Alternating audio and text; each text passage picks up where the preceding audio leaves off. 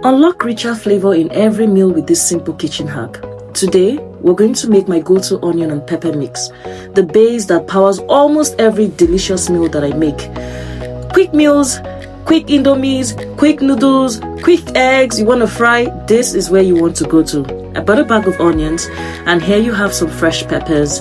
Imagine the aroma as it hits the oil when you use this pepper mix. That instant lift. All you need is your food processor or your blender. This blend is perfect for sauces and stews, stir fries, soups, marinades, anything that needs depth. See, even as simple as cooking noodles, frying eggs, just something that you want to have onions and pepper in and you don't have the time to start from scratch. This is for you. I'll walk you through how to get the right texture, how to store it, and how to use it to save time.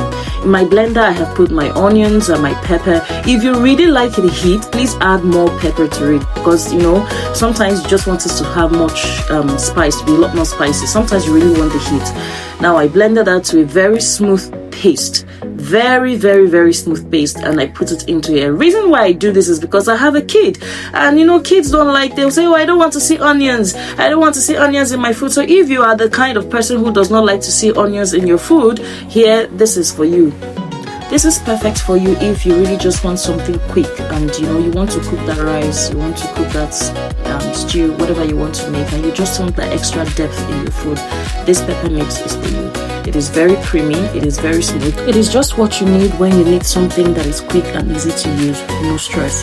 Now this part, if you really don't like any pepper or any salt, you don't like spicy things, now this is for you. Just put in your onions into your blender or your food processor and blend to smooth paste. Once you have blended it, put it in a bowl or in your Ziploc bags, flatten it, and then put it in the freezer. That is all you need to do. When you want to use it, bring it out to the fridge and then it comes back to a soft texture, and here you go, you have your smooth paste ready for use. If you like this video and you want more, please follow Cook with Ubi, and I'm ready to give you more videos to teach you how to cook and be that perfect professional chef in your house. Share this video, don't forget to follow us and click on the subscribe button to follow us so you can be the first person to know when I have posted a new cooking video. Don't forget to share this video. When you do this, you're saving yourself a whole amount of time you would have spent cutting onions afresh and just getting things ready to cook.